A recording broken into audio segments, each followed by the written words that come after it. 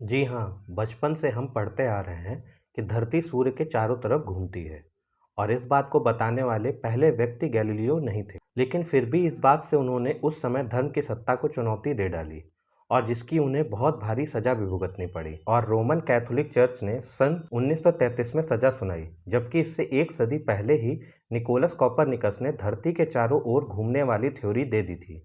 फिर क्यों सजा गैलीलियो को ही मिली और क्यों उनके मृत शरीर से 3 उंगलियां काट ली गईं, सब कुछ जानेंगे हम आज इस वीडियो में। नमस्कार दोस्तों, मेरा नाम है अंकित और आपका स्वागत है स्टडी विद अंकित में। तो बात है 1592 ईस्वी की।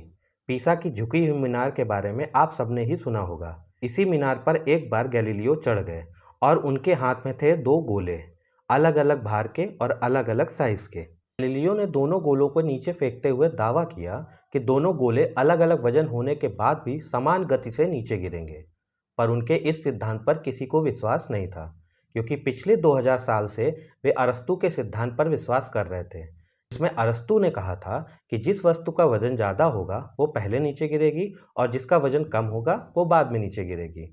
पर गैलीलियो ने अपने इस एक्सपेरिमेंट से अरस्तू के इस सिद्धांत को गलत साबित कर दिया और आज भी यही सिद्धांत फॉलो किया जाता है। कोई भी चीज़ जो नीचे गिरती है उस पर हर जगह समान 9.8 मीटर पर सेकेंड स्क्वायर का एक्सेलरेशन लगता है और इस गति का भार से कोई लेना देना नहीं होता।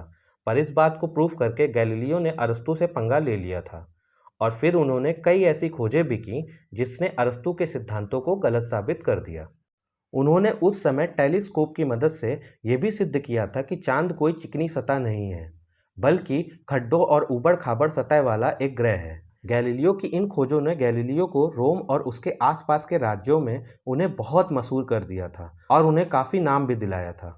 हालांकि कई बार आपका मशहूर होना भी आपके लिए एक श्राप बनता है और यही गैलीलियो के लिए भी बना।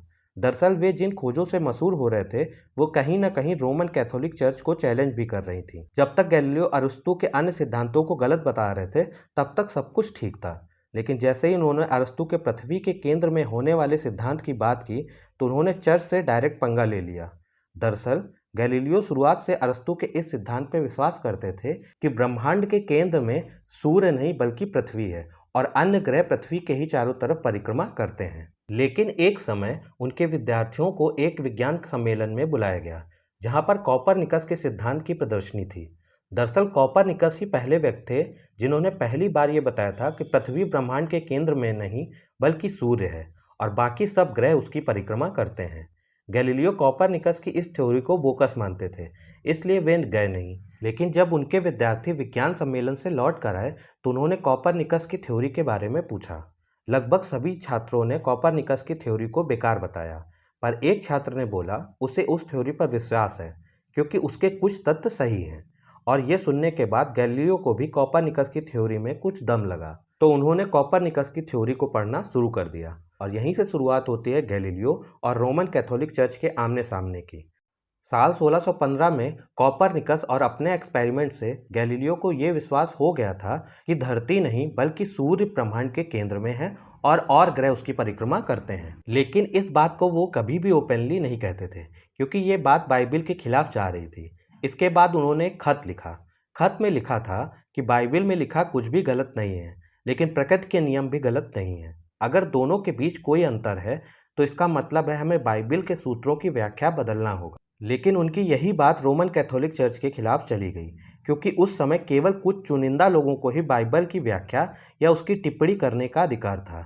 इस पत्र के बाद से ही चर्च ने गैलीलियो के पास अपना एक पादरी भेजा। वहां चर्च के भेजे गए पादरी और गैलीलियो के बीच एक समझौता हुआ। समझौते में तय हुआ कि गैलीलियो ब्रह्मांड में सूर्य के केंद्र में होने वाली बात को कभी भी बाहर नहीं लाएंगे और आप इस पर न कभी बात करेंगे और ना ही कोई लेख या किताब लिखेंगे। इसके बाद मामला शांत हो गया। लेकिन इसके कुछ साल बाद ही 1632 ईस्वी में उन्होंने एक किताब लिख दी और इसी किताब की वजह से गैलीलियो पर मुकदमा चला। दरअसल गैलीलियो ने यह किताब दो लोगों की वार्ता जैसा लिखा था। इस किताब में एक व्यक्ति सूर्य के केंद्र में होने की बात का तर्क देता है और दूसरा व्यक्ति उसकी इस बात को गलत होने का दावा करता है।